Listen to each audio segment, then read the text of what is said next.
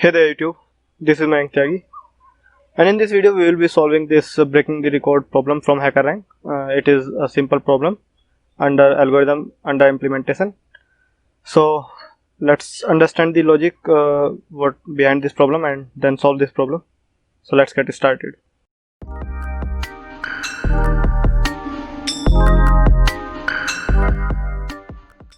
So basically the problem statement says that Maria plays college basketball and wants to go pro. Each session she maintain a record of her play. She tabulates the number of times she break her season record for most points and least points in the game. So point scored in first game establish her record for the season and she begin counting from there. So there is an example given which is an array of scores. The elements of array are 12, 24, 10 and 24. So let's see what they have given in the example and then we will solve this problem or we will write the code for this problem. So there is game 0 which was the initial game which score C used as the starting records which are the records for the season. So in first game she scored 12, then minimum and maximum were also taken as 12 and then there is count which is maximum and minimum count. So in first game she scored 24, that means she goes higher from her previous score. So maximum score goes to 1. Similarly in second game she scored 10, that's why her score is decreased, so the count of minimum also increased.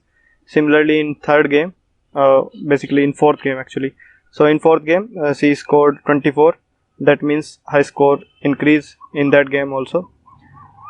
So we have to return that how many times she goes higher and how many times she goes lower from her initial score, and we have to return simple minimum and maximum counts.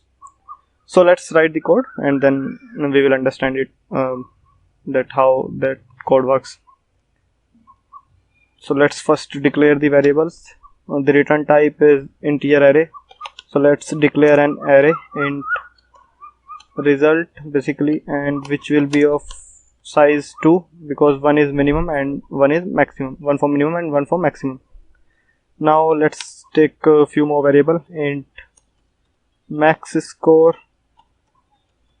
will also, which is equals to scores 0. Similarly int min score, which is also equals to scores 0. So we have initialized the maximum score and minimum score to the first score from the array. Now let's loop it for int I equals to 0, I less than scores dot length and I plus plus. So now what we have to check, if a minimum score is greater than scores of I. So what we have to do, we have to just simply minimum score equals to scores of I, and what we have to do, we have to just simply increase the count as well. So